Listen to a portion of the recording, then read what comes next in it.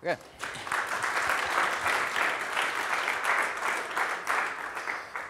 Good morning, everybody. I'm Jago de Vrede. I work for Luminous as a senior software developer, and I use ACE in a day-to-day basis.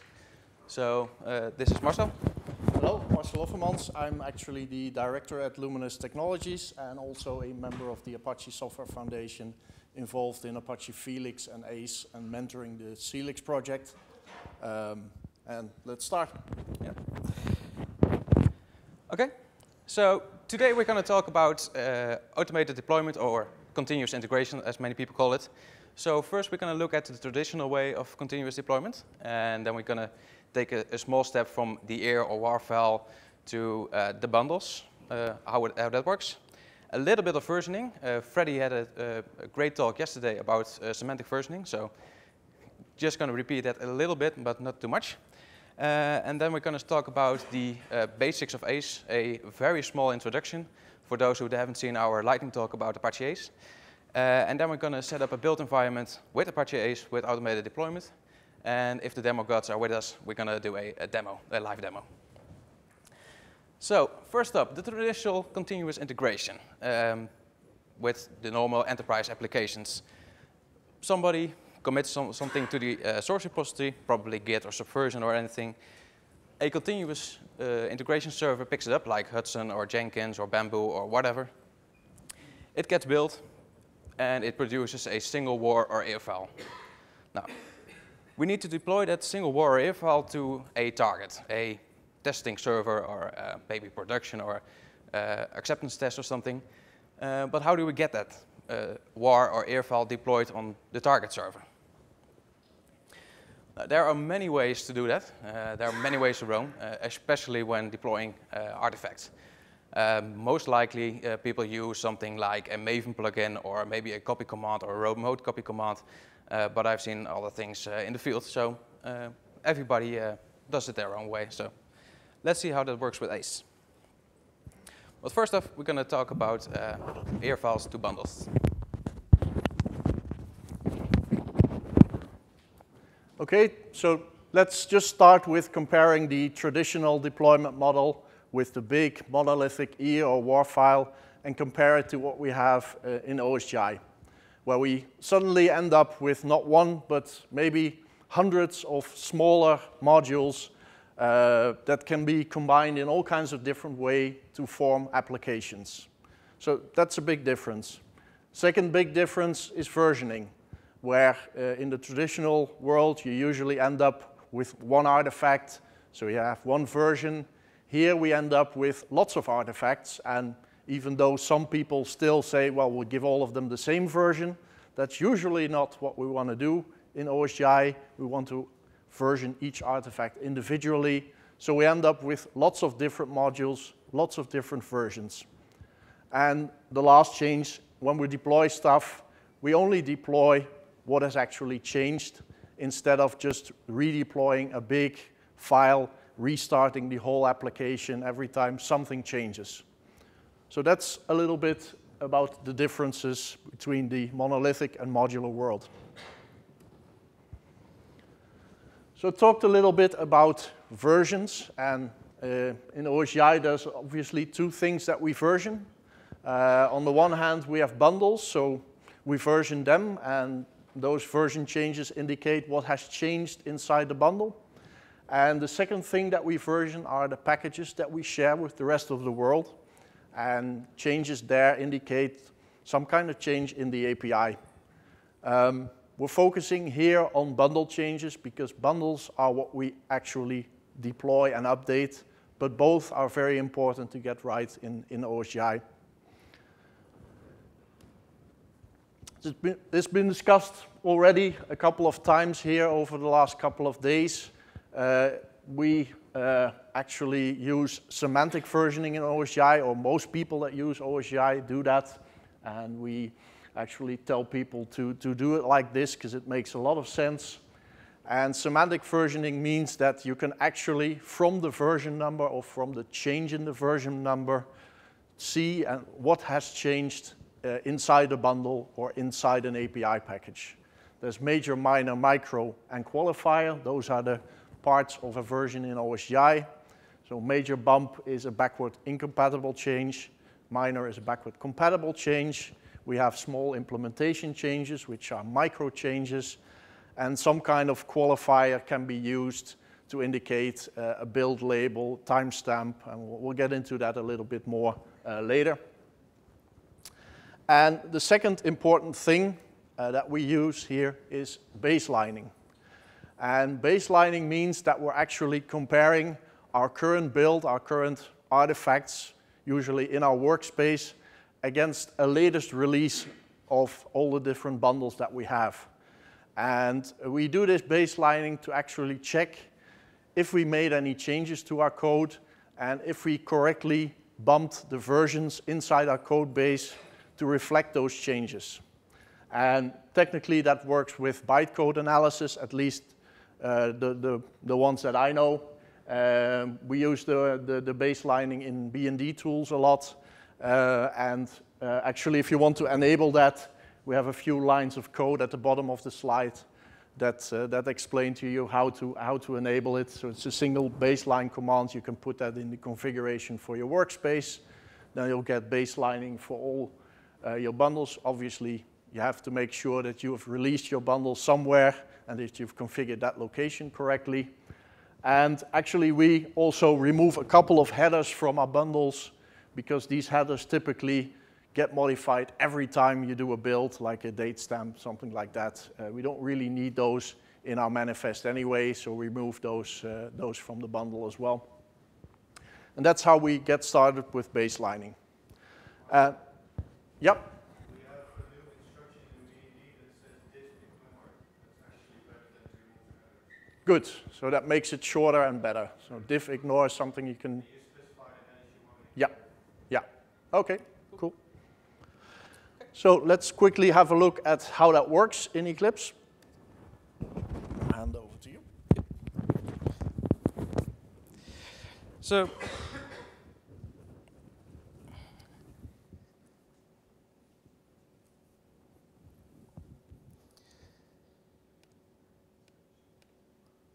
So we got a workspace here.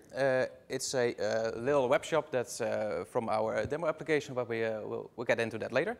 It's just a normal web shop with a Angular frontend on it. So Freddy already showed us yesterday how API changes and code changes work in Bndtools. But it can also detect changes in HTML files. It can detect if that are minor changes or big changes, but it will suggest that you bump at least a micro version as the implementation has changed. So we have a little title here that shows Modularity Showcase. Now, let's change that to Hello EclipseCon, and we'll save that. Now Bndtools is slapping me on the head because I need to change the version to at least 1.0 as I changed the implementation. So let's do that.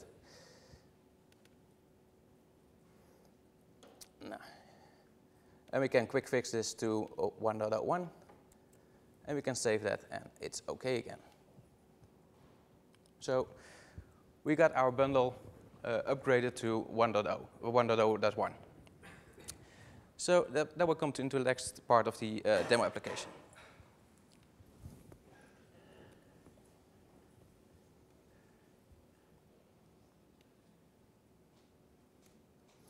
So first a little introduction to Apache ACE.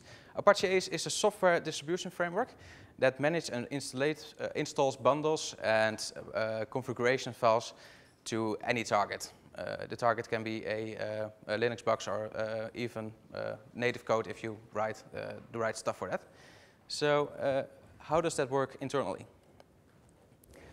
We have artifacts, features, distribution, and targets. Now, you can imagine it a bit like IKEA. Your deployment is not really, you buy something from IKEA, like a closet or something. You're not going to buy any planks, screws, bolts, or anything like that by IKEA. So you can see the planks, screws, bolts, that stuff as artifacts that are grouped by features, probably a box, because your closet is not going to fit in one box. it's a distribution, and that distribution can be linked to a target. So you as customer can buy a distribution like a closet. So artifacts, features, distribution, and targets can all be linked to the next grouping. So a feature can contain many artifacts. A artifact can be used in any feature or any number of features. A feature can be used in any distribution. A distribution can have any number of features, etc. So how does that look really in Apache ACE? So let's change again to a demo.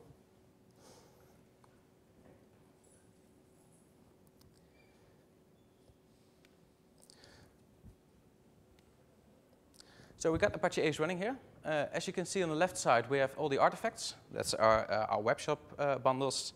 And we got a feature called web shop. So if I click on that one, we'll see all the bundles that are in the web shop feature. We can also see that this web shop is deployed on the normal and fancy distribution, and also on a target that's also called normal or fancy. We also got some dependencies in there, so if we scroll down, we got some dependencies that are usually some Bndtools helpers or Jetty framework or anything like that. As I stated, we got two user interfaces. We'll show that a little bit later.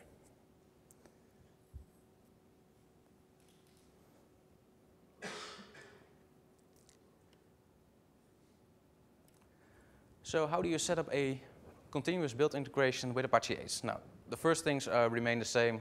Somebody commits something to Subversion, and Hudson or Jenkins picks it up. But instead of a single EAR file, it will produce many bundles. So we need to group and deploy those bundles to our target. So we place those bundles in a release repository and a snapshot repository, just like many people use by Maven. And Apache ACE will use the snapshot repository to deploy a target. So let's zoom a little bit into the repositories, the release and snapshot repository. We got a build script that Marcel's going to demonstrate a little bit later. That build script will grab the bundles from our build system. It's usually collected in a single directory. And we'll compare those bundles to the release repository. If it finds the same version, like 1.0.0, and the build spit it out the same version, like 1.0.0, it will use the released version. As it is the same version, so it can't change. So we use the most safe option, and that's the version in the release repository, as that's unmodifiable, usually. And we upload that one to the snapshot repository. If it has changed, if it changed a little bit in version, it will upload a snapshot version to the snapshot repository.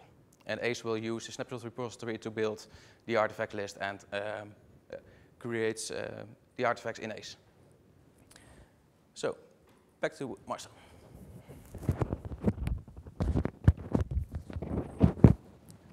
Yeah, because we've been discussing versions and talking about snapshot versions. And I'm sure many of you are familiar with at least the Maven way of dealing with versions and snapshot versions.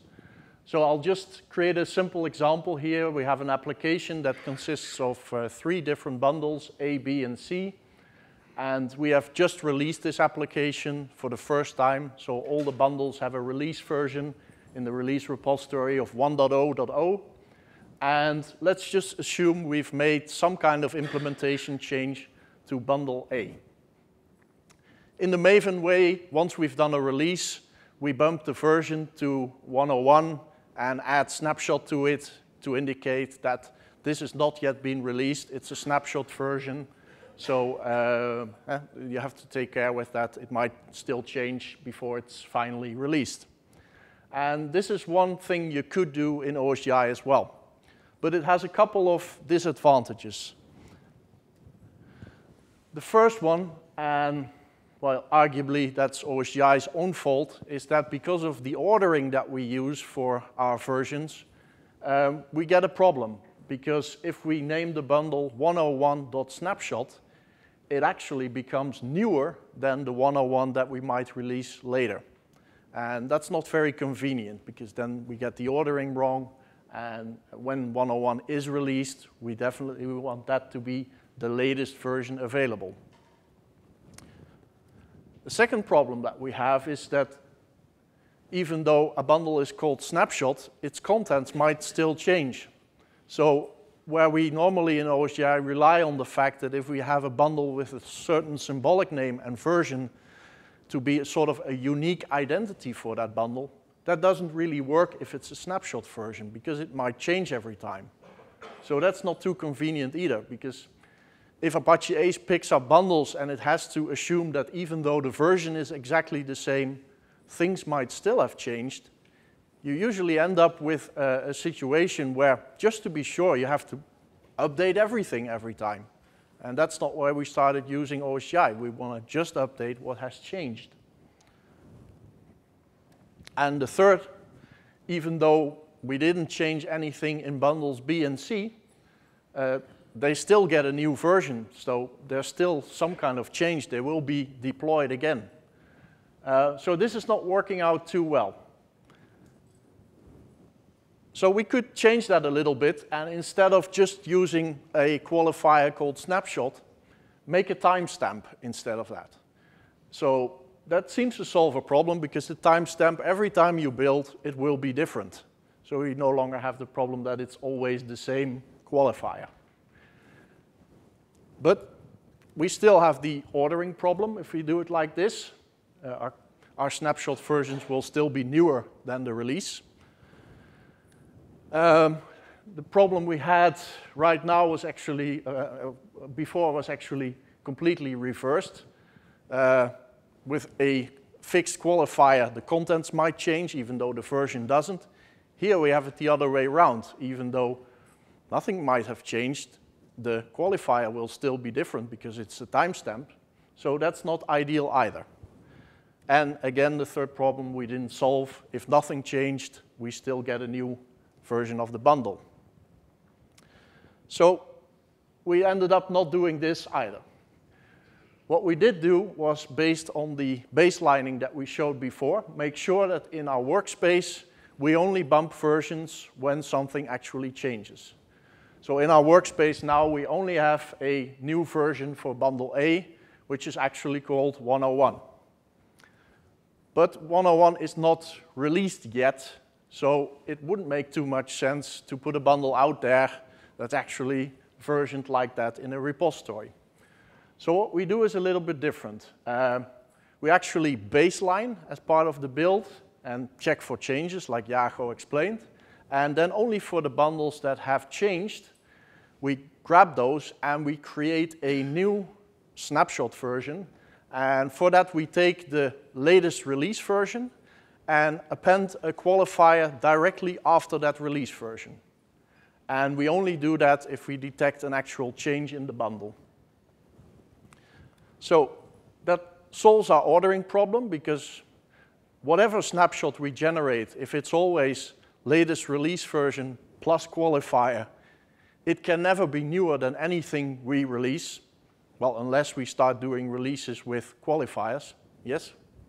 What's this idea to use, I think, the minus as some kind of special character to solve this problem? Yeah, there has been some discussion in the OSGI world to actually extend the versioning specification a little bit to, instead of a dot before the qualifier, allow a minus, and then have every qualifier be older than the version without the qualifier.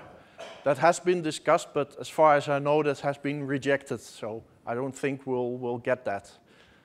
I'm not even sure. It might have made a little bit of sense, but it also complicates versioning even further if you can have two different ways of having qualifiers and ordering them. So that's why for now we stuck with what's specified and try to come up with a solution that works with that. Maybe if we would have done it all over again, we would have made qualifiers always older than a version without a qualifier, but that's not something we can change now either without breaking backward compatibility, so that's probably not going to happen either. So ordering is solved. bundle only gets a new qualifier if it has actually changed. So that's nice. And if nothing changed, nothing new is deployed. We just take the latest release bundle and deploy that. So that's how we do versioning in this scenario. So just to reiterate what we need, we have our continuous integration. We get a whole collection of bundles there. We need some kind of script that places those bundles in a snapshot OBR in this smart way that I just described. We obviously need ACE running and an OBR, or actually we use two OBRs, a snapshot and a release one. And finally, we have one or more targets that end up getting the software that we just built. And before I go into the script, a short sidestep into the GoGo shell, which is actually the scripting language that we use. It's, well, a standard between quotes because it's not yet an official OSGI standard. It's still an RFC. But I think by now it's a de facto standard. Most frameworks are using it. And it's a really powerful and extensible shell. So we use that as the basis for our scripting. You can get it from the Apache Felix project. And in Apache ACE, we actually provide a set of shell commands to interact with the ACE client APIs and to interact with OBRs. So that's how we can tie the two together. And, well, we're a developer group here, so I can get a little bit more technical than that. I'm actually going to show you the script that we use that takes all these artifacts, puts them in the OBR, and tells ACE what to do with them. If you're not comfortable reading the GoGo shell syntax, I have a small flowchart on the side as well. That's a lot easier to read, I admit.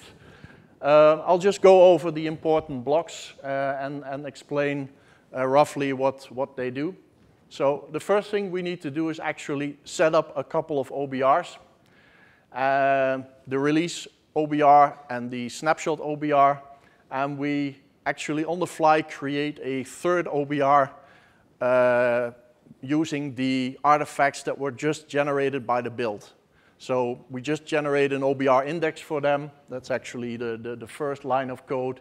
And once we have that index, we create a repository for that so we can query that later on.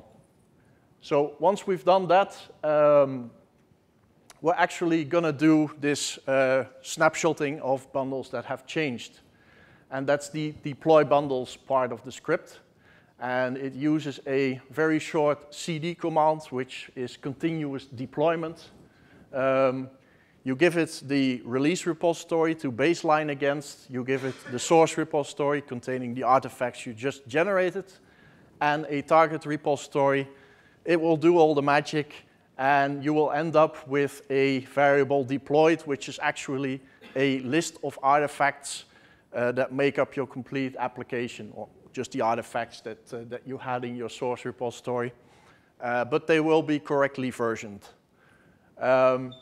Once we've done that, we have a collection of stuff we need to deploy to ACE, and then we can actually start talking to ACE to do that.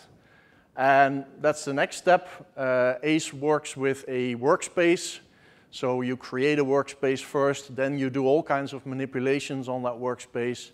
And once you're done, you commit your changes back to the ACE server. So we first create a workspace, put that in a variable, and then we can talk to that workspace later on. And once we have the workspace, we're going to just iterate over all the bundles in this deployed variable. And for each bundle, we first fetch a little bit of metadata. I'm just going to scroll down a little bit to that part. We get some metadata like the symbolic name, the version, a URL, and a MIME type and stuff like that. And then we need to determine, is this an artifact that's actually already in the snapshot repository? Because if we repeatedly run this, the release bundles will definitely already be in there if they haven't changed. So we do a check, is this bundle already in our repository, yes or no? We basically query the workspace in ACE and ask it, do you already have a bundle with this identity and this version? If it already exists, we do nothing. If it doesn't exist, we create an artifact using the metadata that we extracted before.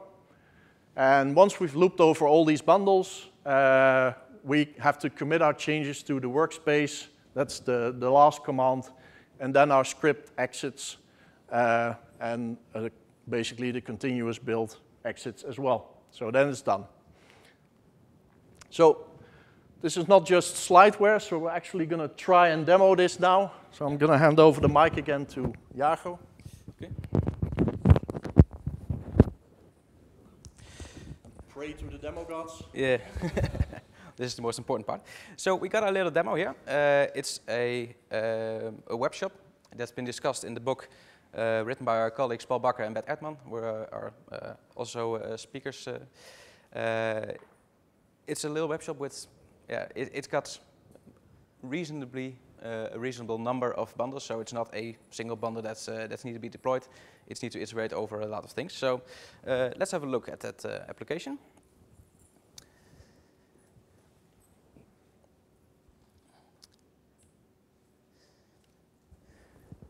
We have here our starting point, which still contains our modularity showcase header, what we're going to change a little bit later. So it's just a web shop, so we can browse our games, we can put them in a basket, and we can check out that game.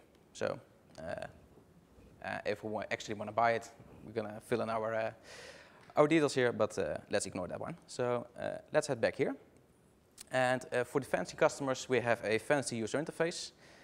Which it got a gradient in the background, and it got a fancy shop and fancy search and all kinds of cool stuff, which nobody really likes. So let's see. We got our change in our workspace, so let's head over to a Git repository and commit that changes to Git.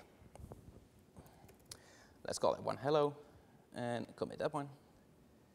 And I need to stage something, so we need to stage the bundle, which contains our little change in version, and our header that's changed. So let's commit that one and head back to Jenkins. We're going to start it, and it's not pulling the Git repository as it is a local system, and I didn't want to use the cloud for that. So let's see what it does. It actually is already baselining to the repository, and it's now deploying against ACE. It's using a lot of bundles that are already there, so it doesn't change the entire deployment. So if we head over to our showcase now and refresh, we see a hello Eclipse con. And also in our other application, our fancy application, we also got a hello Eclipse con. And that was because the bundle that is used to change this, see, I need to log in again, so, okay. The bundle that we changed was a bundle that's both used in the normal user interface and the fancy user interface. It was actually the front-end UI, which is now decoupled here, because that was version 1.0.1. But we got a new snapshot version. That's all the way at the bottom here. And as we can see, we got a snapshot version of that. Let's zoom in a little bit. That's called 1.0 and a snapshot version of 0.0.0. It's the first one, so that has changed. So this snapshot is deployed to both our fancy target and our normal target. So that's kind of cool. But if we want to change, for example, the ugly gradient in the fancy user interface, like something stylish, like a white background, pink background. Sure, why not? If I'm in the right workspace.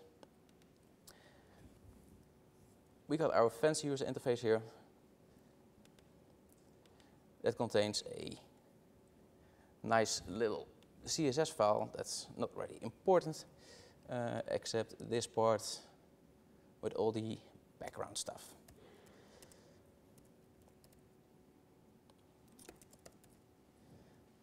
Not really a CSS developer, as you might see, so probably did something wrong here. At least I missed the version. It's a minor change in the fancy user interface, so let's change that one as well. I like quick fixes, so let's use that. Okay. Now let's commit that one to the Git repository. And let's call that one pink.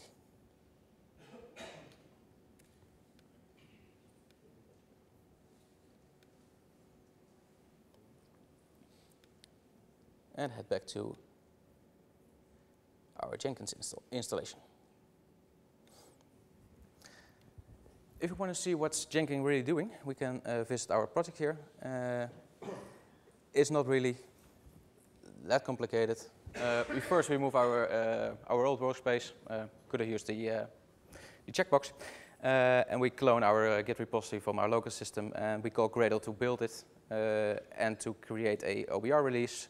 That's our folder with all the bundles in it. And we move to the auto-deploy folder and call our GoGo script. That's all it takes. No fancy plugins in our continuous integration server or anything like that.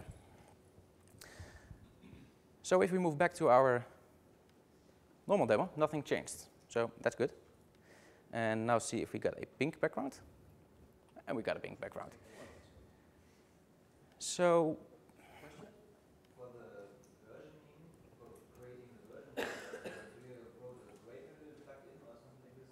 To determine does something change in the content? The version is actually created as part of this continuous deployment command, which was in the script, where we compare the artifacts from the build to the release repository, and that's where we also determine this snapshot version. So it's, in the end, it's a bit of Java code exposed through a GoGo shell command. okay. And as you might see, we don't have a new snapshot version of the normal user interface because we didn't change anything compared to our last snapshot. So it won't deploy a new version of that snapshot version. So we only deploy the updated bundles that are really actually updated by the baselining that we explained before. And we got our snapshot version of the fancy UI. So that concludes our demo.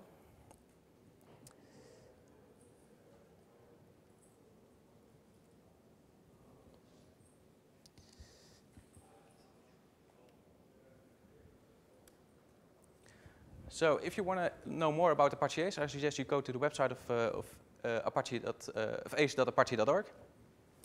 And if you'd like to know more about the Amdato OSDI service, I suggest read the book or visit our website. And if you're using Eclipse, we strongly recommend using Bndtools, as it will help you tremendously with, for example, versioning, but also a lot of build stuff will be fixed in that as well. And that's us. And we got some little time over for questions. So, anyway, yeah? The repository Apache ACE is working on, is this only OBR, or is this also working on main repositories, for example? Or? At the moment, it's only OBR. We only built in support for that. But for ACE, the requirements for working with some kind of repository are very low. It's basically just for ACE a location with URLs to actually get to artifacts. So if you change the script a little bit, you could just as well make it work with a Nexus repository, for example. Yeah. The Nexus can have an OBR front end. So you can Yeah. to the OBR front end from Nexus. Yeah. Yeah. Any other questions?